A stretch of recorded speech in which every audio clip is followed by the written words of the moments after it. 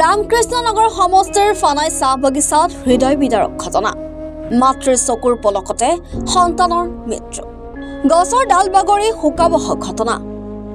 এগৰাকী মাতৃৰ বাবে পুত্ৰৰ মৃত্যু কিমান বেদনাদায়ক হ'ব পাৰে সেয়া হয়তো কৈ ব্যক্ত কৰিব নোৱাৰি। ঘৰৰ চৌহদত থকা টিউবেলত 4 বছৰীয়া পুত্ৰৰ হাত ভৰি ধুৱাই আনিছিল মাকে। ঠিক তেনে সময়তে কাষতে থকা সজিনা গছ হঠাৎ বাগৰি পৰে শিশুটিৰ গাত। ততাতৈয়াকৈ শিশুটিক চিকিৎসালয়লৈ লৈ যোৱা হয় যদিও মৃত্যু হয় শিশুটিৰ। ৰামকৃষ্ণনগৰ সমষ্টিৰ ফানাই চাহ বাগিচাৰ অঞ্চলত এই দুখজনক ঘটনাটো সংঘটিত হয়। শিশুটিৰ মৃত্যুৰ খবৰ বিয়পি পৰাত সমগ্ৰ অঞ্চলত শোকৰ ছাঁ নামি পৰিছে। প্ৰতিবেশী আৰু ওচৰ পাজৰৰ মানুহৰ সমাগম হোৱাত আৰু অধিক শোকাকুল হৈ পৰিছে পৰিস্থিতি।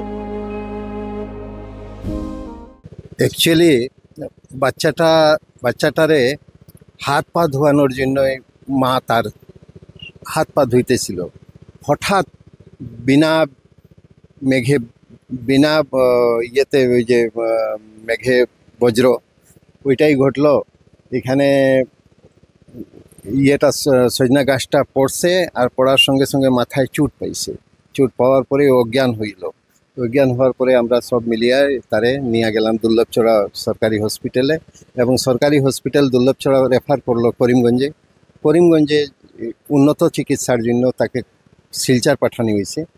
অন দ্য ওয়ে সম্ভবত সালচাপড়া বা কালীনগর পর্যন্ত যাওয়ার পরে শ্রীভূমির পৰা শুভঙ্কৰ মালাকাৰৰ ৰিপৰ্ট, এনি ভাৰত 24।